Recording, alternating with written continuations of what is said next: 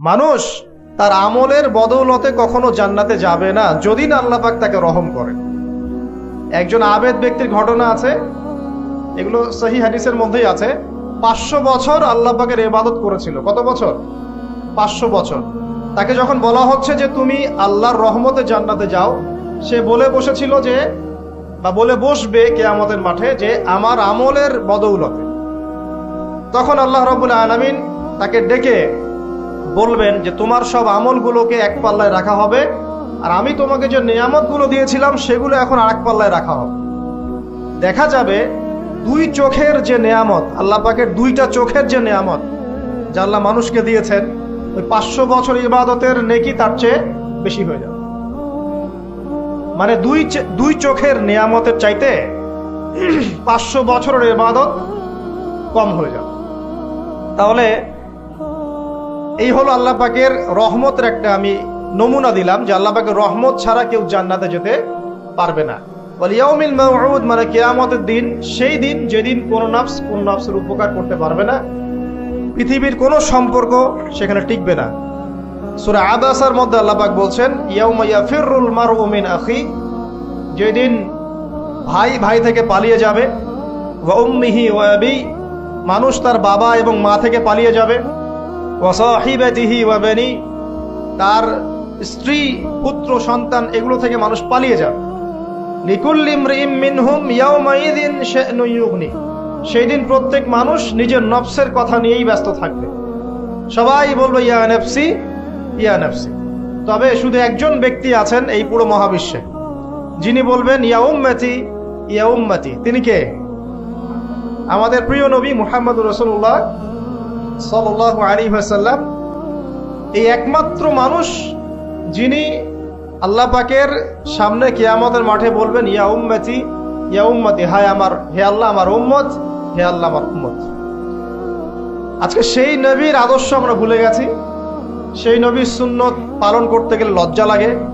Young generation দেখবেন BTS এর সুন্নত পালন করে, ওই যে ম্যানচেস্টার ইউনাইটেডের সুন্নত ফলো করছে। হ্যাঁ, ক্রিকেট প্লেয়ার, ওই যে ফুটবল প্লেয়ার, বলিউডের নায়ক, বলিউডের নায়িকা, হলিউডের নায়ক নায়িকা, এগুলোর সুন্নত ফলো করছে। রাসূলুল্লাহ সাল্লাল্লাহু আলাইহি ওয়াসাল্লামের সুন্নাহ মতো দাড়ি রাখতে লজ্জা লাগে, তার মতো কাপড় পরতে লজ্জা লাগে, হ্যাঁ, তার আদর্শটাকে ফলো করতে লজ্জা লাগে। অথচ সেই মানুষটাই কিয়ামতের মাঠে এই উম্মতের পক্ষে কথা বলবেন যে হে আল্লাহ আমার উম্মত, আমার উম্মত। আর এই মানুষটাকেই জীবিত অবস্থায় 15 বার হত্যা করার চেষ্টা করা হয়েছিল। কাকে? নবী মুহাম্মদ সাল্লাল্লাহু আলাইহি ওয়াসাল্লামকে। বিস্তারিত জানতে বিশ্ববিখ্যাত বই আর রাহিকুল মাখতুম, এটা পড়ে দেখেন। জীবন রাসূল সাল্লাল্লাহু আলাইহি ওয়াসাল্লামের পবিত্র জীবনের উপরে একটা সেরা বই আর রাহিকুল মাখতুম পড়ে দেখেন। তাকে প্রায় 15 বার হত্যা করার চেষ্টা করা হয়েছে এবং তাকে প্রায় 16টা গালি খেতে হয়েছে সারা জীবনে। কতগুলা? যার চরিত্রের মধ্যে যাররা পরিমাণ কোনো পঙ্কিলতা নাই, তাকে মানুষ 16টা গালি দিয়েছে। মানুষ বলেছে এই ব্যক্তি জাদুকর, সাহির, নাউজুবিল্লাহ। এই ব্যক্তি কাযযাব, নাউজুবিল্লাহ, মিথ্যাবাদী। মিথ্যাবাদী না, কাযযাব মানে মহা মিথ্যাবাদী। কাযযাব মানে কি? মহা মিথ্যাবাদী। তারপরে বলা হচ্ছে এই ব্যক্তি সাহির, জাদুকর। এই ব্যক্তি হচ্ছে মজনুন, পাগল। এগুলো মানুষ বলেছে, আইয়ামে জাহিলিয়াতের মানুষ। এই যে আবু জাহেল, আবু লাহাবরা যে কথাগুলো বলেছিল, আজকের এই সো কল্ড বাক স্বাধীনতার যুগে কিছু মানুষ এই কথা বলে না? বলে না? এরা কার উত্তরসূরি বুঝতে পারছেন? এই যে আবু লাহাব যে বলেছিল ও আলী জামাআতানা লিহাদা, সে বলেছিল আলী জামাআতানা লিহাদা। ওই পাহাড়ের নিচে দাঁড়িয়ে আবু লাহাব বলছিল। নবী সাল্লাল্লাহু আলাইহি ওয়াসাল্লাম বলছেন তোমরা সবাই শুধু বলো কুলু লা ইলাহা ইল্লাল্লাহ তুফলিহুন। হে আমার চাচারা, কুরাইশ বংশের যারা আছেন আপনারা, ইয়া মাআশারুল কুরাইশ, আপনারা শুধু বলেন কুলু লা ইলাহা ইল্লাল্লাহ, খালি একবার বলেন যে লা ইলাহা ইল্লাল্লাহ তুফলিহুন, আপনারা সফল হয়ে যাবেন, আরব আজম উভয়ের রাজত্ব পাবেন। নবীজি বলছেন। তখন আবু লাহাব হাততালি দিয়ে বলছিল আলি হাযা জামাআতানা, এই জন্য আমাদেরকে এখানে একত্রিত করেছো। তখনই হাততালি দিয়ে পাথর নিয়ে রাসূল সাল্লাল্লাহু আলাইহি ওয়াসাল্লামের দিকে নিক্ষেপ করেছে। নাউযুবিল্লাহ। তো তখনই আল্লাহ পাক আয়াত নাজিল করলেন। কোন আয়াত? তাব্বাত ইয়াদা আবি লাহাবিন ওয়া তাব, ধ্বংস হোক আবু লাহাবের 2 হাত, যে দু হাত দিয়ে সে পাথর নিক্ষেপ করেছে, ওয়াতাব্বা, এবং সে নিজেও ধ্বংস হোক। দেখেন, কিয়ামত পর্যন্ত কোরআন থাকবে না, এই সূরাটা থাকবে না। তো কিয়ামত পর্যন্ত মানুষ কোরআন তেলাওয়াতের মধ্য দিয়ে আবু লাহাবকে গালি দিবে, দিবে না? কিয়ামত পর্যন্ত মানুষ কোরআন তেলাওয়াতের মধ্য দিয়ে আবু লাহাবকে কিন্তু অভিসম্পাত করতে থাকবে যে তুমি ধ্বংস হও, তোমার দুই হাত ধ্বংস হোক। এই হলো নবী সাল্লাল্লাহু আলাইহি ওয়াসাল্লামের শান।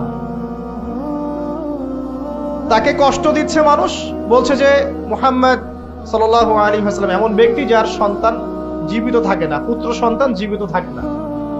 তখন আল্লাহ রাব্বুল আলামিন আয়াত নাজিল করলেন, ইন্না আ'তাইনাকাল কাউসার, নিশ্চয়ই আমি আপনাকে কাউসার, মহান মর্যাদা দিয়েছি। এটা শুধু হাউজে কাউসারই নয়, কিন্তু হাউজে কাউসার সহ এই যে দুনিয়ার তার সম্মান, তার নাম শুনলে আমরা দরুদ পড়ি, তার ইজ্জত, তার শান শওকাত, এগুলোও কাউসার, সবই কাউসার। তো নিশ্চয় আমি আপনাকে কাউসার দিয়ে দিয়েছি। ফাসাল্লি লিরাব্বিকা ওয়ানহার, আপনি মন খারাপ করেন না, আপনি আপনার রবের জন্য সালাত আদায় করেন, তার পথে স্যাক্রিফাইস করেন। কুরবানি মানে শুধু কিন্তু পশু কুরবানি নয়, এখানে তার পথে আত্মত্যাগ করা, যেটা রাসূল সাল্লাল্লাহু আলাইহি ওয়াসাল্লাম সারা জীবন করে গেছে। ইন্না শানিয়াকা হুয়াল আবতার, নিশ্চয়ই আপনার যারা শত্রু এরা সব নির্বংশ হয়ে যাবে। ওই যে আবু লাহাবের আবু জাহেলের সুন্নতগুলো কিন্তু এখনো চালু আছে। দেখবেন সুযোগ পেলেই মানুষ রাসূলুল্লাহ সাল্লাল্লাহু আলাইহি ওয়াসাল্লামের পবিত্র চরিত্র নিয়ে কথা বলে। তো যারা অজ্ঞ তাদের ব্যাপারে আমাদের আফসোস অতটা নয় যতটা আমাদের এই মুসলিম যুবকদেরকে নিয়ে আমাদের আফসোস। এই মুসলিম পরিবারে জন্মগ্রহণ করার পরেও আজ পর্যন্ত কেউ রাসূলের জীবনী পড়ে দেখলো না, আজ পর্যন্ত রাসূলের সুন্নাত ফলো করার সুযোগ হলো না, তৌফিক হলো না। 5 ওয়াক্ত নামাজটুকু পড়তে পারছেন না, দাড়িটা ছাড়তে পারছেন না, টাকনুর উপরে কাপড় উঠাতে পারছেন না, হারাম রিজিক ছাড়তে পারছেন না, মাদক ছাড়তে পারছেন না, জিনা পর্ন ছাড়তে পারছেন না, অথচ আপনি রাসূলুল্লাহ সাল্লাল্লাহু আলাইহি ওয়াসাল্লামের উম্মত। আপনার জন্যই আমার জন্যই নবী সাল্লাল্লাহু আলাইহি ওয়াসাল্লাম কালকে আমাদের মাঠে সুপারিশ করবে ইনশাআল্লাহ তাআলা। তো সুপারিশ পেতে হলে তো যোগ্য হতে হবে নাকি? একটা সুপারিশ পেতে হলে তো যোগ্য হতে হবে। যোগ্যতা কি? এক বাক্যে উত্তর হচ্ছে আপনার 24 ঘন্টাকে আপনি নবী সাল্লাল্লাহু আলাইহি ওয়াসাল্লামের সুন্নাহ দিয়ে ঢেলে সাজাবেন। একদম উঠবেন, বসবেন, খাবেন, চলবেন, ফিরবেন, কথা বলবেন, নামাজ পড়বেন, যত কাজ আছে সব হবে কার তরিকায়? রাসূল সাল্লাল্লাহু আলাইহি ওয়াসাল্লামের তরিকায়। যদি এটা শিখতে না পারেন, ওই যে আল্লাহর রাস্তায় সময় দিচ্ছে ভাইরা, 3 দিন 7 দিন 40 দিন চলে যান, দেখবেন 40 দিনের মধ্যে আপনাকে সুন্নত শিখে বাসায় পাঠিয়ে দিবেন ইনশাআল্লাহ। এমন কোন জামাত নাই যেটা 100% পরিশুদ্ধ আছে। তো ওই বিতর্কিত বিষয়গুলো ছাড়েন, বিতর্কিত বিষয়গুলো আপাতত ছেড়ে দেন। সুন্নতটা তো শিখাবে আপনাকে তো নামাজটা শিখাবে, জামাতে নামাজের পাবন্দি শিখাবে, হাদিস চর্চা শিখাবে, তালিম করা শিখাবে, দাওয়াত দেওয়া শিখাবে। এটুক শিখে চলে আসে। কমপক্ষে আপনি আপনার ব্যক্তি জীবনটাতে রাসূলের সুন্নাহটা প্রতিষ্ঠা করেন। সারা দুনিয়ার মানুষ সুদ খায় খাক, অর্থনৈতিক জীবনে গিয়ে আমি সুদ খাবো না। প্রয়োজনে কৃষি কাজ করে খাবো, মাছ চাষ করে খাবো, গরু ছাগল প্রতিপালন করব, তারপরেও সুদ খাবো। আমি ব্যবসা করতে গিয়েছি, ওখানেও নবীর সুন্নত লাগবে, আমি মাপে কম দিতে পারবো না। সারা দুনিয়ার মানুষ দেয়, দেখ, সারা দুনিয়ার মানুষ মজুদ করে করুক, আমি করব না। সারা দুনিয়ার ব্যবসায়ীরা কালোবাজারি করে করুক, আমি করব না। একজন মুসলিম যুবকের চরিত্র হবে এমন। চাকরি করতে গিয়েছেন, চাকরি করা অবস্থায় যদি দেখেন যে হ্যাঁ আপনি নীতি নৈতিকতা বজায় রেখে করতে পারছেন, আলহামদুলিল্লাহ। যদি দেখেন এখানে আপনি ইসলামে টিকতে পারছেন না, রিজাইন দিয়ে চলে আসেন, এসে নিজস্ব প্রজেক্ট তৈরি করেন। এমন অনেক মানুষকে আমরা চিনি যারা বড় বড় চাকরি ছেড়ে দিয়ে, হারাম চাকরি ছেড়ে দিয়ে কৃষিকাজ করেছে, করে আল্লাহ পাক তাদেরকে এখন স্বাবলম্বী করেছে। রিজিক কার হাতে ভাই? আল্লাহর হাতে। আর কোরআনে কিন্তু বেশি থেকে বেশি কৃষিভিত্তিক অর্থনীতির কথাই বলা হচ্ছে। দেখবেন, কোরআন পড়ে দেখবেন, বেশি থেকে বেশি কৃষিভিত্তিক অর্থনীতির কথাই বলা হচ্ছে এবং ব্যবসার কথা বলা হচ্ছে। এর মানে এই না আপনি চাকরি করতে পারবেন না, পারবেন। যদি আপনি চাকরি করা অবস্থায় কোরআন সুন্নাহ ফলো করতে পারেন, আলহামদুলিল্লাহ। যদি না পারেন, প্রতিবন্ধকতা থাকে, একেবারেই পারছেন না, দেয়ালে পিঠ থেকে যাচ্ছে, ছেড়ে দেন। পরকালটাকে ইহকালের জন্য নষ্ট করেন না। আল্লাহ পাক বোঝার তৌফিক দান করুন। এবার সমাজ চালাবেন, এখানেও রাসূলের সুন্নাহ প্রয়োজন আছে। মন গড়া সুন্নত দিয়ে সমাজ সংস্কার হবে না, রাসূলের সুন্নত দিয়েই সমাজ সংস্কার হবে ইনশাআল্লাহ তাআলা। দাওয়াতি কাজ করব, সেখানেও রাসূলের সুন্নত লাগবে। মন গড়া স্টাইলে দাওয়াতি কাজ করা যাবে না। যেটা বলবো, যেটা করব, যেটা মানুষের জন্য কল্যাণকর মনে করবো, এটা রাসূলের পক্ষ থেকে দলিল থাকতে হবে। আল্লাহ পাক আমাদেরকে বোঝার তৌফিক দান করুন, আমিন।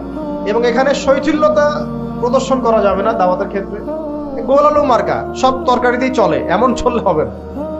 আবার খুব চরমপন্থী, মানে পান থেকে চুন খসলেই একজনকে খারেজি ফতোয়া দিয়ে একদম ভিতরে ঢুকাই দিচ্ছে, এইসব চলবে না। মধ্যমপন্থী তরিকা লাগবে। ওয়াকাযালিকা জাআলনাকুম উম্মাতান ওয়াসাতা, আল্লাহ পাক বলছেন এভাবেই আমি তোমাদেরকে মধ্যমপন্থী উম্মত করেছি। মধ্যমপন্থী উম্মত, যারা শৈথিল্যতা প্রদর্শন করবে না, আবার চরমপন্থীও হবে। চরমপন্থায় গিয়ে কোনো লাভ হয়? চরমপন্থায় গিয়ে ইসলামের উল্টা ক্ষতি হচ্ছে। আবার শৈথিল্যতাবাদী ওই আকীদায় চলে গেলে সমস্যা। তখন দেখা যাবে হারাম হালাল সব গুলায় ফেলছেন, আর একটা গোলালু মার্কা কনসেপ্ট নিয়ে কবরে যাওয়া লাগতেছে। আল্লাহ পাক বোঝার তৌফিক দান করুন, আমিন।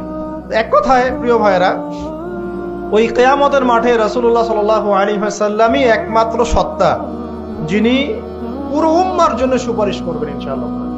সেই সুপারিশ পাওয়ার যোগ্য হতে হলে আমাদের চলনে বলনে কথায় কাজে ব্যবসা অর্থনীতি সব ক্ষেত্রে রাসূলের সুন্নাহকে সর্বোচ্চ অগ্রাধিকার দিতে হবে। অনেক আদর্শের কথা আমরা বলি, সবচেয়ে সেরা আদর্শ মুহাম্মদ সাল্লাল্লাহু আলাইহি ওয়াসাল্লাম। তার আদর্শের উপরে কোনো আদর্শ নাই। অতএব এই আদর্শটাকে মনে প্রাণে ধারণ করা, লালন করা, মনে মননে ধারণ করে বাস্তবে ইমপ্লিমেন্ট করা। আল্লাহ পাক আমাদেরকে তৌফিক ইনায়াত করুন, আমিন। তো প্রিয় ভাইরা, কিয়ামতের মাঠ সম্পর্কে অনেক ভয়াবহ চিত্র আছে, আজকে আমি সেটা বলার সুযোগ পাচ্ছি। এতটুকু বলবো, এটা হচ্ছে ন্যায় বিচারের মাঠ। এখানে যাররা পরিমাণ বান্দার হক নষ্ট করে পার পাওয়া যাবে না। আল্লাহ পাকের সাথে জড়িত হাজারটা পাপ থাকলেও আল্লাহ পাক মাফ করতে পারেন, ঠিক আছে, কিন্তু বান্দার সাথে জড়িত হক থাকলে বান্দার কাছেই ক্ষমা নিতে হবে। আর একটা পাপ নিয়ে কবরে যাওয়া যাবে না, একটা পাপ। সেটা কি? সেটা হলো শিরকের পাপ। শিরিকের পাপ নিয়ে কবরে যাওয়া যাবে না। বেঁচে থাকতেই শিরিকের সাথে সম্পৃক্ত যত আকীদা আমল আছে তওবা করতে হবে, ছাড়তে হবে। আল্লাহ রাব্বুল আলামিন আমাদেরকে শিরিক এবং কুফর থেকে হেফাজত করুন, আমিন।